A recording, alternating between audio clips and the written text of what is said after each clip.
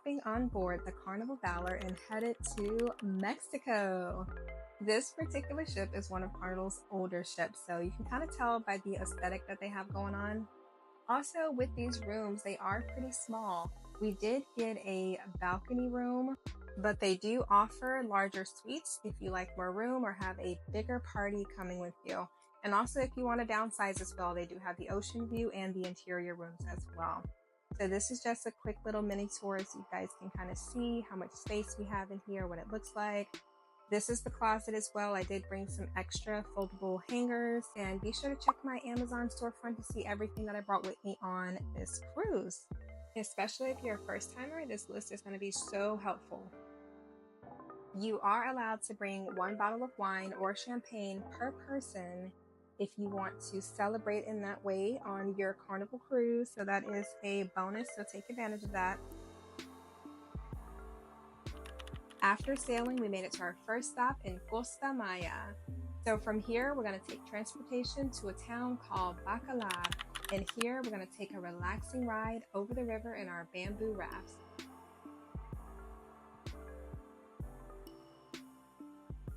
We made it to Lake Lola, and it's such a cute little area. So they do have bathrooms here, a restaurant, and lots of shopping places on the property. So it's a great way to support local businesses. This is for sure such an adorable and relaxing place for an afternoon hangout. This lake is known as the Lake of 7 Colors due to the multiple hues of blue and green that it gives off.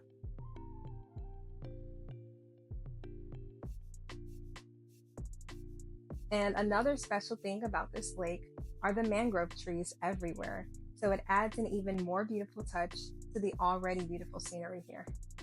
And you can see our tour guide along the side giving us all the information, answering all of our questions about this beautiful landscape. The water here is very shallow, but you are required to wear a life jacket because accidents do happen. And of course, I have my neck fan blowing because Mexico is hot. Okay, I also wore this to Tulum to help me keep cool, and it was definitely a lifesaver.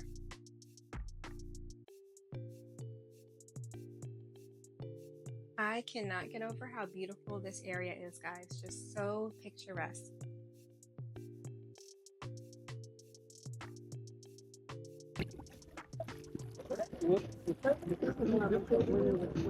Surfing? Yeah.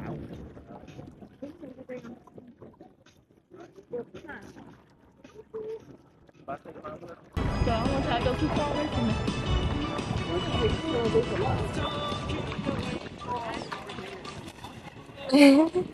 Now we are headed back to the main property, and we're given champagne to celebrate an amazing day. We were given some authentic Mexican food during this experience, so I would definitely rate this a 10 out of 10. So if you're interested in this experience, go ahead and book it with Carnival. We did get back to the port pretty late, so we had to go straight to our ship and board. Next stop, we're going to be in Cozumel, Mexico. We took a 30-minute water taxi to get to Playa del Carmen, and then after that, we're going to be taking a bus to get us to Tulum.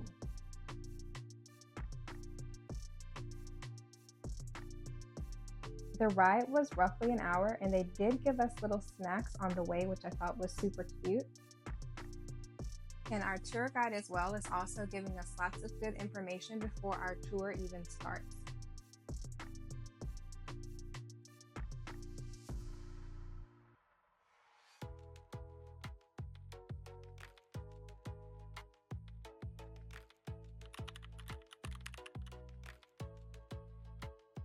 We finally made it to our destination, but before heading to the ruins, we stopped by this store that sold lots of antiques that were made from pure obsidian. So obsidian is a very precious and important stone in the Mayan culture. It has been said to ward off evil and negative energy around you, so it holds lots of significance in the spiritual world. Make sure that you come prepared. You need to have the proper walking shoes on. Make sure you have sunscreen because, as you can see, the sun is beaming down on you. There is limited shade. If you have some sort of fan that you can use to keep you cooled off, you want to do that because it is hot. You are not allowed to bring plastic water bottles in with you, so make sure that you are hydrated beforehand. And my final tip is to bring your bug sprays. They use these trees to save the water inside.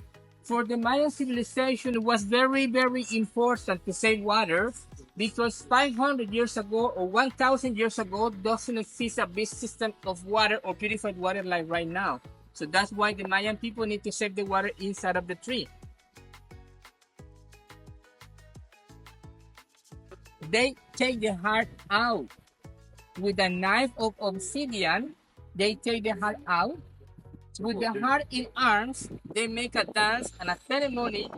After that, they burn the heart, and later they throw the bodies without hearts at the cenotes.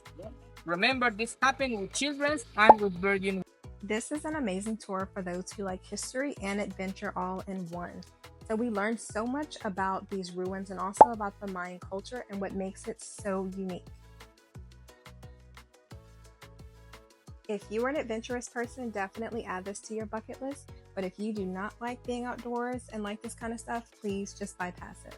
Make sure you take some beautiful pictures with this amazing scenery.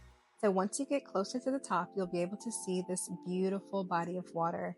With the contrast of the sand and the water and the trees, you're going to get some of the most amazing views and amazing pictures.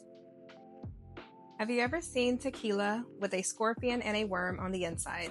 Well, me either until I came to Tulum, Mexico. So you're going to see some interesting things as you stroll around this touristy area and shop and eat. So you're going to get quite the experience just being here. But I say just embrace everything. And if you try some of these interesting things, you'll definitely have a story to tell.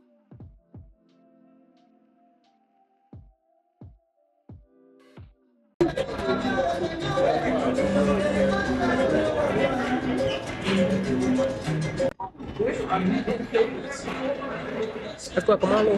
Guacamole? Guacamole, babe. Want to try some? Yeah, let's go here. For the moment, everything okay, right? Yes, good. Can I have a picture together?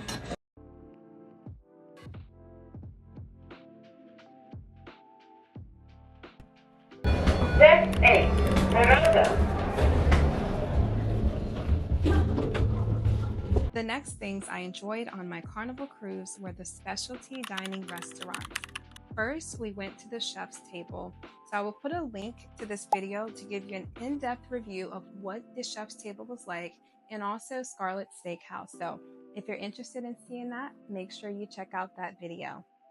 Honestly, I feel like my excursions and also these specialty restaurant experiences are really what made my cruise what it was. I don't think I would have enjoyed my cruise as much if I would have just stayed on the ports and not had any type of excursion booked. So that's just from a stance of a solo traveler who loves adventure. When you're on a cruise, it definitely is the environment to socialize, to relax, and just get to know new people and new things. Being an ambivert, sometimes I enjoy being around the noise and sometimes I just want to hide away from it. I didn't do many activities on the ship because for 2 days I was seasick and for the other days I really just wanted to rest. Lastly, we're going to talk about the food on board. So I love the amount of options that we got, but I was very underwhelmed by the quality of the food. In this video, I just showed a handful of the places that I went to, but I pretty much tried all the ones that were included with the cruise. I ordered an avocado toast for a sea day brunch, and it was the worst avocado toast that I've ever eaten in my life. So just don't be afraid to ask questions if you have any questions about the food, because the dining options are going to be hit or miss. Thank you guys so much for watching my cruise vlog, and if you're interested in seeing my other travels, be sure to check out the ones on my channel. I will see you guys in the next one.